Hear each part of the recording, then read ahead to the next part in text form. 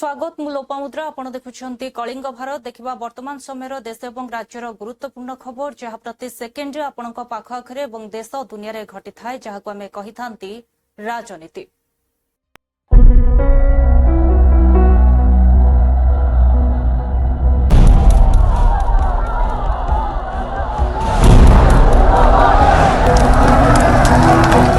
राजनीति जेउठी गोटे ही सत्य जितिबा जेकोसी मूल्य करके सपक्ष नवा कला बहुत जना अच्छी से विजु जनता दल प्रस्तुत अच्छी एवं बूथ लेवल एजेंट नियुक्ति करा आमे तन्न तन्न करी ताकू परीक्षा निरीक्षा करूँ एवं जगिबू जे जेमिति जो माने जेन्युइन वोटर से माने बाद न पड़ू किंतु तांको दल जहाँ कहूची एपरिक जड़े विधायक जो भली कहले जी बीजेपी को भोट दबनी से एसआरु काटी दि जाता ना अर्थात ये तांको सरकार गोटे सुचिंतित योजना भारतीय जनता पार्टी गोटे सुचिंतित षड्यंत्र तांकू भोट नदेले सेमानकर ना भोटर लिस्ट रहिबो नाही एभली एक जघन्य कथा कहिबा एवं मनोवृत्ति रखिबा गोटे सुस्थ गणतंत्र परिचायक नुहे एला प्रथम कथा। द्वितीय कथा होची भारत वर्ष रे आकलन करा जाउची जेमिति बिहार टू वेस्ट बेंगल टू आरंभ करी तमिलनाडु आरंभ करी उत्तर प्रदेश एवं अन्य राज्य बाकी अच्छी सबु गुड़ाक एसआर कला परे 10 कोटी पाखापाखि लोकों ना भोटर लिस्ट कटिबो। मुझे गोटे मौलिक प्रश्न पचारिया चाहूँगी। मौलिक प्रश्नटी होची जो माने देशर माटी पानी पवन को व्यवहार करुछंती ए देश रे जागा किनिछंती घर करिछंती निजे रहउछंती करके तांको सपक्ष नवा कला बहुत जना अच्छी से विजु जनता दल प्रस्तुत अच्छी एवं बूथ लेवल एजेंट नियुक्ति करा आमे तन्न तन्न करी ताकू परीक्षा निरीक्षा करूँ एवं जगिबू जे जेमिति जो माने जेन्युइन वोटर से माने बाद न पड़ू किंतु तांको दल जहाँ कहूची एपरिक जड़े विधायक जो भली कहले जी बीजेपी को भोट दबनी से एसआरु काटी दि जाता ना अर्थात ये तांको सरकार गोटे सुचिंतित योजना भारतीय जनता पार्टी गोटे सुचिंतित षड्यंत्र तांकू भोट नदेले सेमानकर ना भोटर लिस्ट रहिबो नाही एभली एक जघन्य कथा कहिबा एवं मनोवृत्ति रखिबा गोटे सुस्थ गणतंत्र परिचायक नुहे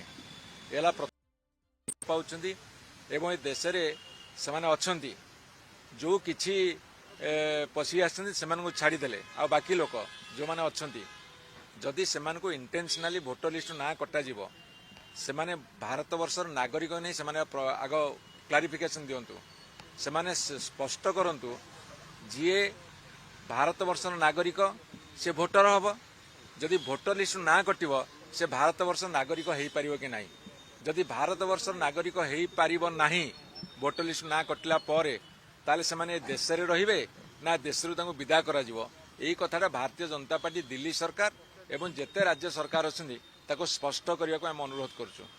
नागरिक जी हबो भोटर हबो कि नाही भोटर लिस्ट ना कटले नागरिक हबो कि नाही जदि नागरिक नुह ताहाले सी ए देश रे रहिबो कि नाही जदि ए देश रे न रहिबो ताकू केबे विदा करिवे आ तांकू कोन पदक्षेप रे एसआईआर एक प्रक्रिया एवं यह आगुरी चली आसूची स्वायत्ता परवर्ती काल जे कौ माने प्रकृत भोटर कहार भोट देवाई अधिकार अच्छी पॉलिटिकल राइट्स कथा सिटीजनशिप रु निर्धारित हुए जोटा कॉन्सेप्ट कहूँ तो जो माने भोटर भोटिंग तालिका रे संशोधन हवा भोटर लिस्ट को ठीक भाव ताकू रखिबा एवं तापाई उचित व्यवस्था करिबा यह गणतांत्रिक पद्धति पाई बहुत शुभंकर तो आज ओडिशा रे सघन संशोधन प्रक्रिया आरंभ होगा जाउची एवं जो प्रक्रिया आरंभ होईची आमे समस्त को आह्वान करुचु जे एथिरे समस्ते सक्रिय भाव जो भोटर तालिका अच्छी तार संसद सामिल हुंतु आज पर्यंत जो कथा काली इलेक्शन कमिशन प्रेस कॉन्फ्रेंस द्वारा कही जे पाखापाखि 45,255 बूथ को मैपिंग करा जिवो एवं 3,33,69,591 जो भोटर अछंती तांकर मध्य किभली भाव में से भोट दान दे पारे किभली ना उठी पारे तापाई मध्य व्यवस्था करा जिवो एवं ए काम 95% रो काम ऑलरेडी फरकेश्वर सरी जाइछि। विभिन्न दल पक्षरु बूथ लेवल एजेंट बीएलए मध्य निर्धारण करा जाइछि एवं बीएलओ बूथ लेवल ऑफिसर मध्य दिया जाइछि।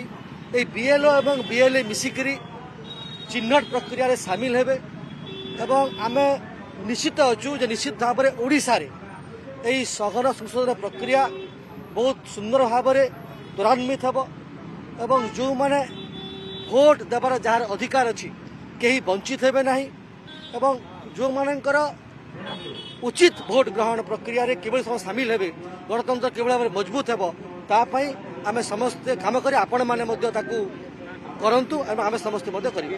केवल अभियोग ना रे अभियोग करवा एथुर तो यथार्थता आपण निष्पत्ति करिवे।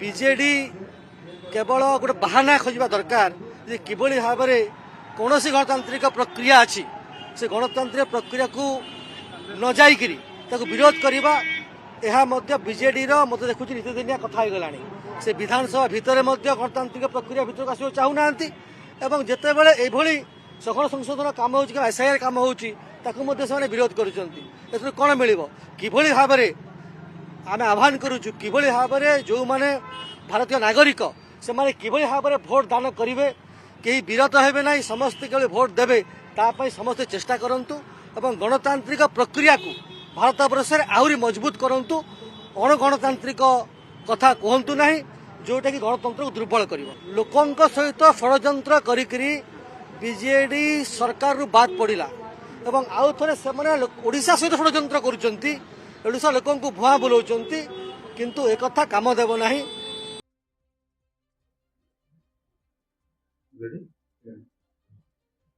देवाशीष सामंतराय दल छाड़ी जीवा पछरे अनेक गुड़िए कारण ता भितर खास करके आपण को लेकिन अनेक गुड़िए मंतव्य देइछन्ती गतकाली जेमति कि आपण डाली चोरी चोरी विभिन्न प्रकार कथा आपण करारे से देवाशीष बाबू मते प्रमाण कर देंतु को संस्था मते चोरन बोली कि ये करथिला डाली कोड चोरी हेतिला तांकरी संस्था सेही निजे कहि कि से हाइलाइट करथिले एवं सेही माने प्रचार करथिले बेसी से माने जेहेतु सही पारु नथिले सेने प्रचार करथिले ना कोनोसी कोर्ट ना कोनोसी थाना ना कोनोसी स्पेशल ब्रांच ना कोनोसी पुलिस डिपार्टमेंट को विभाग मते चोरन बोली कि प्रमाण करछि मते दियंतु कोठी तांको पाखरे की कागज अछि दियंतु मते सीए बरं चोर को घंट घोड़े जो मैंने प्रकृत चोर चोरी करते से घंट घोड़े मो मुंडे अठा बोलुले से यही मैंने अठा बोलुले जो मैंने आज दल ना से अठा बोलुले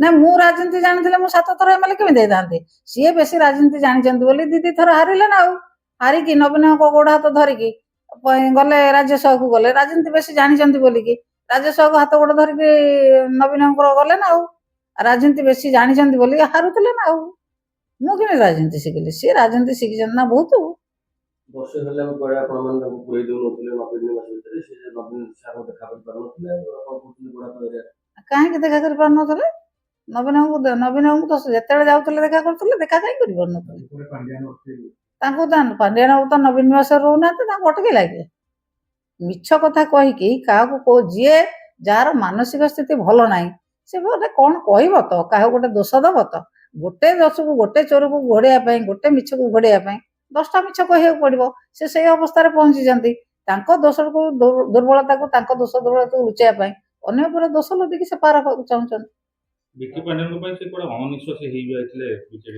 हाँ से जो राज्यसभा पद पदवी नौले से निश्वास मारी पारे जिते टिकेट नौले से निश्वास मारी पारे जिते नवीन बाबू आणिकी टिकेट देकी पद पदवी दौले से निश्वास मारी पारे निश्वास हो जाते जाऊँ निश्वास मारतु ऑक्सीजन बेसी से भारत वर्ष सारा ऑक्सीजन पाइबे से निश्वास मारे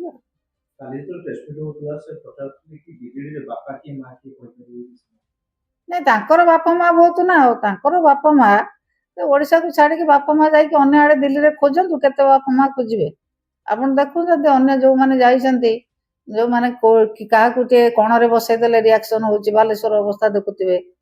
ବାପା ମା ତାଙ୍କର ସିଏ କହୁନାହାନ୍ତି ତାଙ୍କ ଦଳର ବାପା ମା କିଏ। ଆମ ଦଳର ତ ବାପା ମା ହଉଛନ୍ତି ଆମର ଜଣେ ନବୀନ ପଟ୍ଟନାୟକ। ତାଙ୍କ ଦଳର କିଏ ବାପା ମା କହିଲେ? ସେ ଯୋଉ ଦଳକୁ ଯାଇଛନ୍ତି ତାଙ୍କ ବାପା ମା କିଏ? ଆମର ନବୀନ ପଟ୍ଟନାୟକ ଜଣେ, ତାଙ୍କର କେତେ ଜଣ ସେ ହିସାବ ଦିଅନ୍ତୁ, କେତେ ଜଣ? କଣ ହବ? କିଛି ନାହିଁ। ବିଜେଡି ଅବସ୍ଥା ବହୁତ ଭଲ ହବ। ଏ ଯୋଉମାନେ ବେଇମାନ, ଯୋଉମାନେ ମଦୁଆ, ଯୋଉମାନେ ବେପାରୀ, ସେମାନେ ଦୂରେଇ ଯାଉଛନ୍ତି, ଭଲ ହବ ନା। ଯୋଉମାନେ ପ୍ରକୃତରେ ନବୀନ ପଟ୍ଟନାୟକ ଭଲ ପାଆନ୍ତି, ବିଜେଡିକୁ ଭଲ ପାଆନ୍ତି, ସେମାନେ ରହିବେ, ସେମାନେ ତଳ ସ୍ତରରେ ସଂଗଠନ କରିବେ। ଯୋଉମାନେ ବେପାର କରିବାକୁ ଆସିଛନ୍ତି, ଯୋଉମାନେ ପଦପଦବୀ ନେଇକି ସ୍ୱାର୍ଥବାଦୀ ଲୋକ ଆସିଛନ୍ତି ଦଳକୁ, ସେ ପଳେଇବେ, ଦଳ କ୍ଲିନ ହେଇଯିବ, ଅସୁବିଧା କିଛି ନାହିଁ। ବିଜେଡି ଶୂନ ହେଇଗଲା କାହିଁକି? ରାଜା ଭାଇ କଣ କଟକରେ ନୁହନ୍ତି କି? ଦେବ ଭାଇ କଣ କଟକରେ ନୁହନ୍ତି କି? ପ୍ରତାପ ବାବୁ କଣ, ପ୍ରତାପ ଜେନା କଣ କଟକରେ ନୁହନ୍ତି କି? ଶୂନ କଣ ହେଇଗଲା? ଏଇ କଣ ଏଇ ବେପାରୀ ମାନଙ୍କୁ ନେଇକି ତିଆରି ହେଇଥିଲା କି ଦଳ? ଏ ବେପାରୀ ମାନେ ନଥିଲେ ସେତେବେଳେ, ବେପାରୀ ମାନଙ୍କୁ ଅଣା ହେଇଥିଲା। ବେପାରୀ ମାନେ ତାଙ୍କ ଫାଇଦା ପାଇଁ ଦଳକୁ ଆସିଥିଲେ, ତାଙ୍କ ଫାଇଦା ଯେତେବେଳେ ହାସଲ ହେଲା ପଳେଇଲେ। ଲୋକ ବା ଅନେଇକି ରହିଛନ୍ତି, ପୁରୁଣା ଲୋକ ଯେତିକି ଆମ ସାଙ୍ଗରେ ଅଛନ୍ତି ସମସ୍ତେ। ପ୍ରଭାତ ବାବୁ କଣ କରିଥିଲେ ନବୀନ ବାବୁ ଆସିଲା ବେଳେ? ନବୀନ ବାବୁ ଯେତେବେଳେ ରାଜନୀତିକି ଆସିଥିଲେ, ପ୍ରଭାତ ବାବୁ କି ପ୍ରକାର ଅପମାନ ଅପଦସ୍ତ କରିଥିଲେ? ସେ କଣ ଦଳରେ ଥିଲେ? ମୂଳ ଲୋକ ସେ ନୁହନ୍ତି, ସେ ମୂଳ ଲୋକ ନୁହନ୍ତି। ତାଙ୍କର ଆସିଥିଲେ ବେପାର ବାଣିଜ୍ୟ କରିବେ, ଫାଇଦା ଉଠେଇବେ। ଦଳର ଯେତେବେଳେ ସମସ୍ୟା ହବ ଦଳ ଛାଡିକି ପଳେଇକି, ତାଙ୍କର କେବଳ ଫାଇଦା ଦରକାର। ଯୋଉ ଦଳ ଯେତେବେଳେ ଫାଇଦା ଦବ ସେ ଆଡକୁ ପଳେଇବେ। ବିଜେପି ପରେ ତାଙ୍କର ନିଜ ଘର ବୋଲି ସେ କହିଲେ, ବିଜେପି ମୋ ଘର ନେଇ ମତେ ଏବେ ଏଠି ଭଲ ଲାଗୁଛି, ଘରକୁ ଫେରିଛି। ଓ ତାଙ୍କ ଘରକୁ ଫେରିଛି। ଏଠି କାଇଁ ଆସିଥିଲେ? ଏଠୁ ବେପାର କରିବାକୁ ଆସିଥିଲେ, ଏଠିକି ଏଠୁ ଫାଇଦା ଉଠେଇବାକୁ ଆସିଥିଲେ। ଏଠି କଣ ପାଇଁ ଆସିଥିଲେ? ତାଙ୍କୁ କିଏ ଖୋସାମତ କରିକି ଆଣିଥିଲା ଏଠିକି? ଓହୋ, ପଦପଦବୀ ନେଲା ବେଳକୁ ଏଠିକି ପଳେଇ ଆସିବେ। ଏଠି କିଏ ଖୋସାମତ କରିକି ଆଣିଥିଲା? ତାଙ୍କୁ ତ କେହି ଖୋସାମତ କରିକି ଏଠିକି ଆଣିନଥିଲେ। ଟିକେଟ ପାଇଁ କାହିଁ ସିଏ ଆସିକି ଟିକେଟ ମାଗିକି ନଥିଲା ନବୀନଙ୍କ ପାଖକୁ? କିଏ ଖୋସାମତ କରିକି ଆଣିଥିଲା ତାଙ୍କୁ? ସେ ନିଜେ ଆସିକି ବାରଦ୍ୱାର ହେଇକି ନବୀନଙ୍କ ଓଳି ତଳେ ବୁଲି ବୁଲିକି ଟିକେଟ ନେଇ ଯାଉଥିଲେ। କଣ ହେଇଛି? 2024 ବିଜେଡିର ଲୋକ ସିଏ ନିଜେ ବଞ୍ଚନ୍ତୁ ଆଗେ, ନିଜେ ଯାଇଛନ୍ତି ସେ ଦଳରେ, ସେ ଯୋଉ ଦଳରେ ମିଶିଛନ୍ତି, ସେ କୋଉ ସ୍ଥିତିରେ ରହୁଛନ୍ତି ଆମେ ଦେଖିବା। ସେ ନିଜେ ଆଗେ ନିଜର ସ୍ଥିତି ରକ୍ଷା କରନ୍ତୁ, ସିଏ କଣ ବିଜେଡିକୁ କହିବେ? ସୁରେଶ ପୂଜାରୀ କହିଲେ ଯିଏ ବି ଆସନ୍ତୁ ଆମର ବିଜେପିରେ ନିହାତି ଗୋଟେ ପଦ ପାଇବାଟା ସୁନିଶ୍ଚିତ। ମାନେ ଯେମିତିକି ମମତା ଇଏ ଆସିଥିଲେ, ତାପରେ ସୁଜିତ କୁମାର ଆସିଲେ, ବର୍ତ୍ତମାନ ଦେବାଶିଷ ବାବୁ ଆସନ୍ତି, ନିଶ୍ଚୟ ଥଇଥାନ ଥଇଥାନ କରୁଛ। ହଁ, ତାଙ୍କର ଥଇଥାନ ପାର୍ଟି ଯଦି ହେଇଥିବ, କେବଳ କର୍ମୀମାନଙ୍କୁ ଥଇଥାନ କରୁଥିବେ, କରନ୍ତୁ ଥଇଥାନ। ତାଙ୍କ ଦଳରେ ନେତା ଅଭାବ ଅଛନ୍ତି, କର୍ମୀ ଅଭାବ ଅଛନ୍ତି। ଯୋଉମାନେ ବାହାର ଦଳରୁ ଯାଉଛନ୍ତି ତାଙ୍କୁ ଥଇଥାନ କରିକି ସେ କହୁଛନ୍ତି ଆମର ଦଳରେ ଏଭଳିଆ କର୍ମୀ ଗୋଟେ ଆସିଲେ, ସେଇଭଳିଆ କର୍ମୀ ସେ ପାଉନାହାନ୍ତି। ତାଙ୍କର କର୍ମୀ ଅଭାବ ଅଛନ୍ତି, ନେତା ଅଭାବ ଅଛନ୍ତି, ସେଥିପାଇଁ ସେ ଅନ୍ୟ ଦଳକୁ ନେଇକି ଥଇଥାନ କରୁଛନ୍ତି। ତାଙ୍କ ଦଳରେ ସେଇଭଳିଆ ବୋଧେ ଯୋଗ୍ୟତା ଲୋକ ନାହାନ୍ତି ଯେ ସେ ରାଜ୍ୟସଭାକୁ ଯିବା ପାଇଁ, ଅନ୍ୟ ଦଳକୁ ନେଇକି ପଠାଉଛନ୍ତି। ଯୋଉମାନେ ବିଜେଡି ଛାଡୁଛନ୍ତି, ବିଜେପିରେ ସାମିଲ ହଉଛନ୍ତି, ସେମାନେ ପାଣ୍ଡିଆନଙ୍କ ପାଇଁ ଛାଡୁଛନ୍ତି ବୋଲି କହୁଛନ୍ତି, କିନ୍ତୁ ଦଳରେ ଏବେ ତ ପାଣ୍ଡିଆନ ନାହାନ୍ତି, ତାହେଲେ ତାଙ୍କ ନାଁଟା କାହିଁକି ଉଠୁଛି?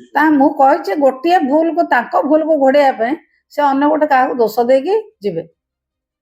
ସେ ମିଛରେ ଦେଖୁଛନ୍ତି ଯେ ନିଜେ ଭୁଲ କରିଛନ୍ତି, ନିଜ ବେପାର ପାଇଁ ଯାଇଛନ୍ତି, ନିଜର ଫାଇଦା ପାଇଁ ଯାଇଛନ୍ତି, ନିଜର ସୁରକ୍ଷା ପାଇଁ ଯୋଉଠି ଯାଉଛନ୍ତି, ସେ ତ ଗୋଟେ କାହା ଦୋଷ ଦେଇକି ଯିବେ।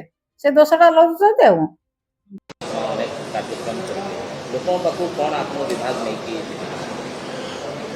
ଦେଖନ୍ତୁ, ଆମ ସରକାରଙ୍କର 2 ବର୍ଷ ପୂର୍ତ୍ତି ଅବସରରେ ବିଭିନ୍ନ ପ୍ରକାର କାର୍ଯ୍ୟକ୍ରମ ପାଇଁ ସରକାର ପ୍ରସ୍ତୁତ ହେଉଛନ୍ତି ଏବଂ ଭାରତବର୍ଷର ଯଶସ୍ୱୀ ପ୍ରଧାନମନ୍ତ୍ରୀ ନରେନ୍ଦ୍ର ମୋଦିଜୀ ବି ମଧ୍ୟ ଓଡ଼ିଶା ଆସୁଛନ୍ତି ଏବଂ ସବୁ ବିଭାଗ ମଧ୍ୟ ତତ୍ପର ଅଛନ୍ତି ନିଜର 2 ବର୍ଷର ଯାହା ଯାହା ସଫଳତା ହେଇଛି ତାକୁ କିଭଳି ଭାବରେ ନେଇକି ଲୋକମାନଙ୍କ ପାଖକୁ ପହଞ୍ଚିବେ। ଏବଂ ଆମ ବିଭାଗ ଯଦି କହିବେ ଇଣ୍ଡଷ୍ଟ୍ରି ଏବଂ ସ୍କିଲ୍ ଡେଭଲପମେଣ୍ଟ ଟେକ୍ନିକାଲ ଏଜୁକେସନ ବିଭାଗ, ଇଣ୍ଡଷ୍ଟ୍ରି ଡିପାର୍ଟମେଣ୍ଟ ମଧ୍ୟ ଆପଣମାନେ ଦେଖିଥିବେ 2 ବର୍ଷରେ ଅନେକ କାର୍ଯ୍ୟକ୍ରମ ହାତକୁ ନେଇଛି। ସେ ବିଭିନ୍ନ ସ୍ଥାନରେ ରୋଡ୍ ଶୋ କରିବା ହେଉ, ମାନ୍ୟବର ମୁଖ୍ୟମନ୍ତ୍ରୀ ବିଭିନ୍ନ ସମୟରେ ବିଭିନ୍ନ ଇନଭେଷ୍ଟର ମାନଙ୍କୁ 1-to-1 ତାଙ୍କ ସହିତ ଆଲୋଚନା କରିବା ହେଉ, ଏସବୁ କାରଣ ଏବଂ ଇଣ୍ଡଷ୍ଟ୍ରି ଫ୍ରେଣ୍ଡଲି ଓଡ଼ିଶା ସରକାର କାମ କରିବା ହେତୁ ଓଡ଼ିଶାରେ ଆପଣମାନେ ଦେଖିଥିବେ ଶିଳ୍ପ କ୍ଷେତ୍ରରେ ବହୁତ ଗୁଡ଼ିଏ କାର୍ଯ୍ୟ ହେଇଛି ଏବଂ ଶିଳ୍ପ କ୍ଷେତ୍ରରେ ମଧ୍ୟ ଆମ ରାଜ୍ୟ ବହୁତ ଆଗକୁ ବଢ଼ୁଛୁ। ବିଭିନ୍ନ ସେକ୍ଟର ଆପଣ ଯଦି ଦେଖିବେ ଆମର କେମିକାଲ ପେଟ୍ରୋକେମିକାଲ ସେକ୍ଟର ହଉ ଷ୍ଟିଲ ମେଟାଲ ସେକ୍ଟର ଆଲୁମିନିୟମ ये सब क्षेत्र में आम आगुरी थिले एबे renewable energy pharma textile IT semiconductor आमर टाइटानियम प्रोडक्ट ये सब क्षेत्र में मध्य आम राज्य एक अग्रणी भूमिका एबे निर्वाह करुछि निश्चित भाव में 2 वर्ष भितर आम एमती बहुत गुड़िया काम हाथ को नहींचु ताकू लोक मानक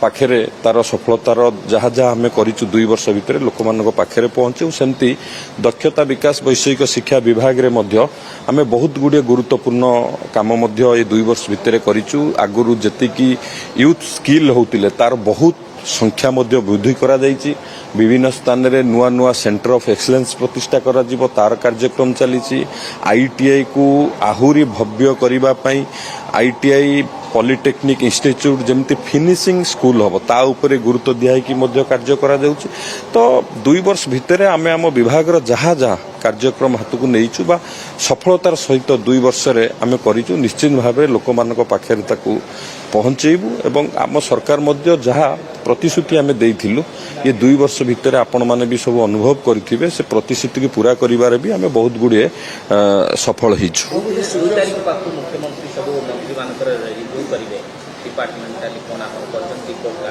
आपण मध्ये रिव्यू देखंतु माननीय मुख्यमंत्री को समस्त मंत्री माने निज निज विभाग रो जहाँ अचिवमेंट होती कौन आमर लक्ष्य थिला आमे केते अचीव करिचु एवं आगु को मध्य आम डिपार्टमेंट रो कौन लक्ष्य अछि ये सब विषय रे माननीय मुख्यमंत्री को आमे विशेष भाव में सबु मंत्री माने से विषय रे तथ्य रखिबे एवं 2 वर्षर सबु डिपार्टमेंट को इंटीग्रेट करी मध्य 2 वर्ष रे कौन कौन आमे करचु याकू लोक मानक पाखे रखा जिवो भव्य 100टा इंडस्ट्रियल पार्क 50टा ओडिशा किछि तादु फायदा नवा ପାଇଁ योजना देखंतु ओडिशा सबु बेले पई तार निजर प्रचेष्टा जारी रखे किभली भाव में जहाँ सुजोग मिले से केंद्र सरकार पाखरु एवं विभिन्न स्थान केमिति आमे ताकू ओडिशा को ही प्राधान्य देकी से काम करा जिवो आपण देखतेबे मझिरे रेयर अर्थ मिनरल कॉरिडोर घोषणा हला सेथिरे मध्ये ओडिशा को प्राधान्य दिया गला एवं सबु बेले केंद्र सरकार ओडिशा को प्राधान्य दियंती ए जो भव्य स्कीम कथा आपण कहउचंती केंद्र सरकार जो भव्य स्कीम लॉन्च करची तार जा क्राइटेरिया अछि आमे भी मध्ये हम डिपार्टमेंट रे ताकू रिव्यू करूछु किभली भाव रे ओडिशा सेथिरो लाभवान हबो तांकर जो क्राइटेरिया अछि जो इंडस्ट्रियल पार्क पई जहाँ जहाँ तांकर रिक्वायरमेंट अछि प्रथमे से रिक्वायरमेंट पई तांकर जा आवश्यक अछि सेति पई हमकु प्रस्तुत होबा पड़ो से ता ऊपर रिव्यू चली निश्चित भाव में आमे चेष्टा करिवो हम ओडिशा सेतुर केमती लाभवान I stand before you to phrase what perhaps the day today means. Fair rolls and fair bowls. That's the moment and India is in it today.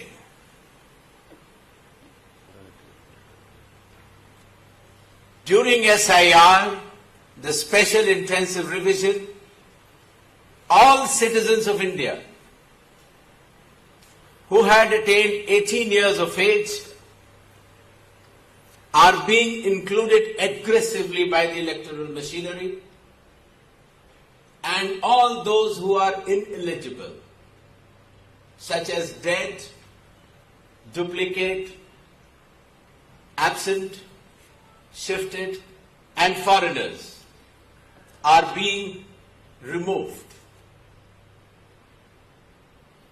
The SIR has not only withstood the scrutiny of the highest court in India, but has also been immensely successful in meeting its constitutional and legal mandate.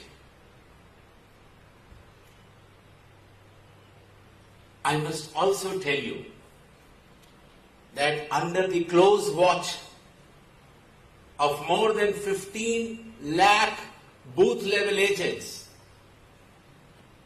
district and state presidents of all the national and state political parties, the special intensive revision is done by more than 11 lakh booth level officers, assistant electoral registration officers,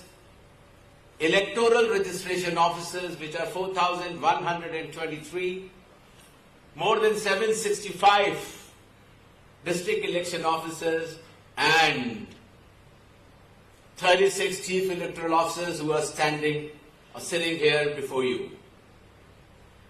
All of them are state government employees and are on deputation to the Election Commission for preparing one of the most, and I repeat, one of the most accurate electoral rolls in the world.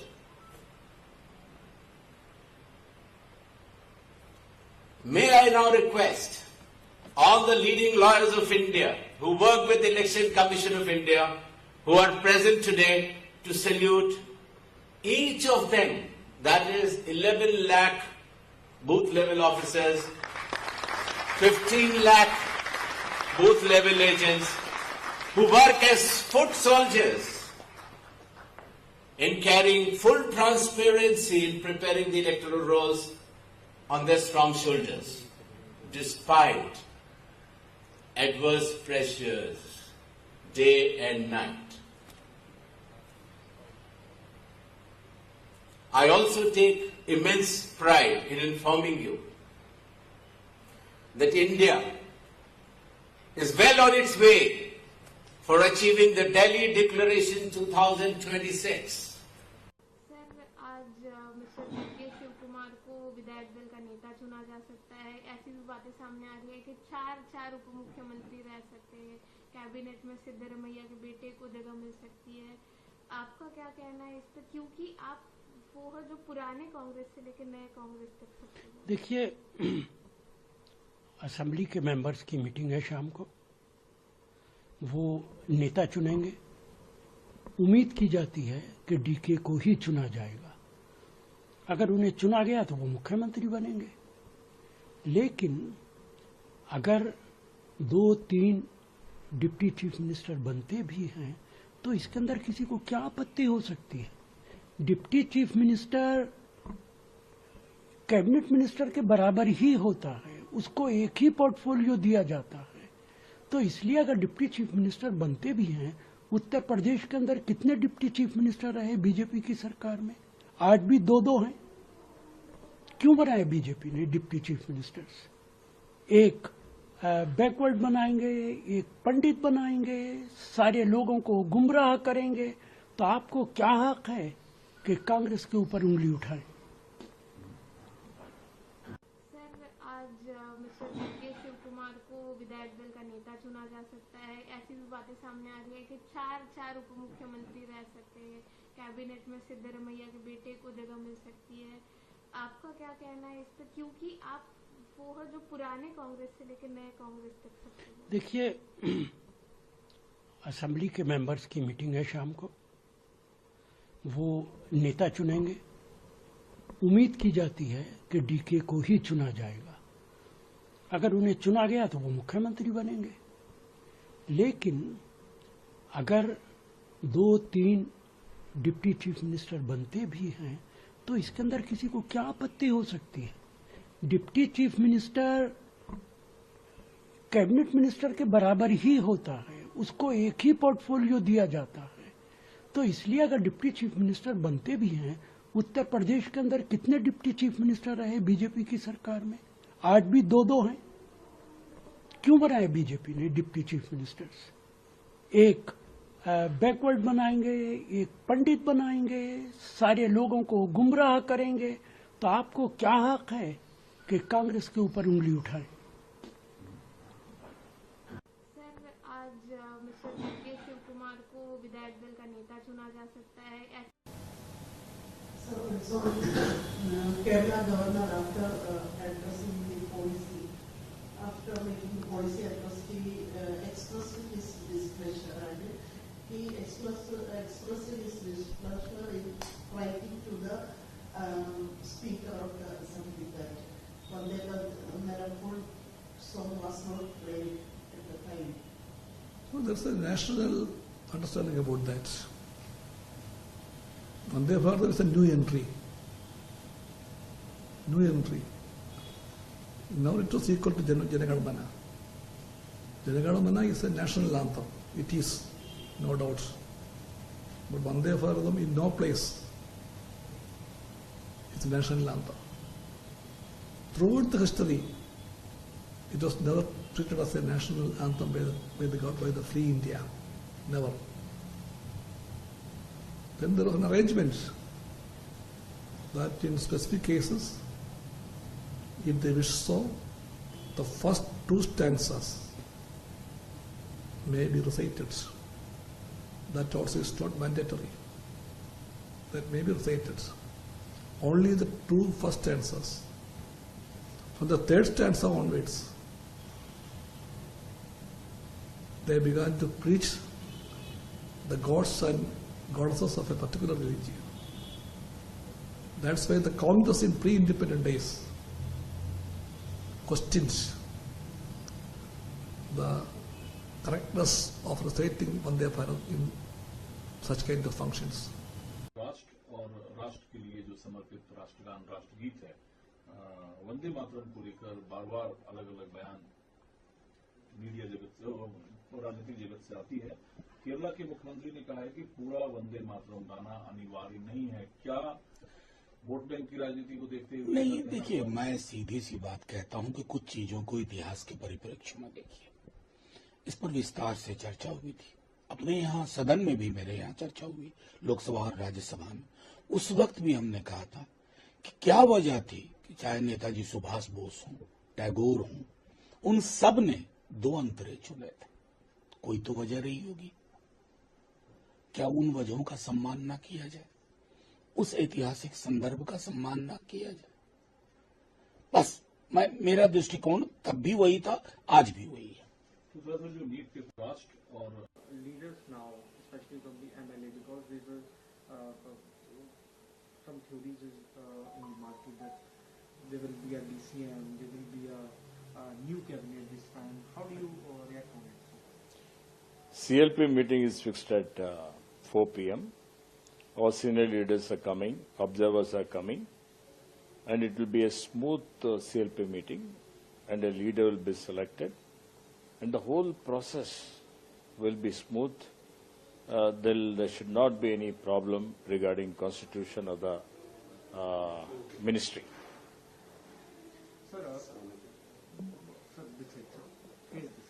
Sir, what about your ministry? Yesterday we have also spoken to you. You also mentioned about your work. Are you going to retain your ministry, or are you expecting something big? Listen to me. I already told, I made it clear that I am a loyal Congress soldier. Whatever responsibility the Congress party and the High Command gives to me, I will take the responsibility and discharge my duties sincerely and honestly. In fact, I was given the responsibility of forest, ecology and environment in the last ministry. And the last 3 years, I have done phenomenal work in the department. Like I have tried to conserve forest, to increase green cover in Karnataka. And then we have evicted many encroachments worth thousands and crores of rupees. We have announced many sanctuaries. देखुले वर्तमान समय देश और राज्यर गुरुत्वपूर्ण खबर को नहीं राजनीति समय होछि एक ब्रेक पर खबर प्रसारण जारी रहिबो। देखुथांतु कलिंग भारत।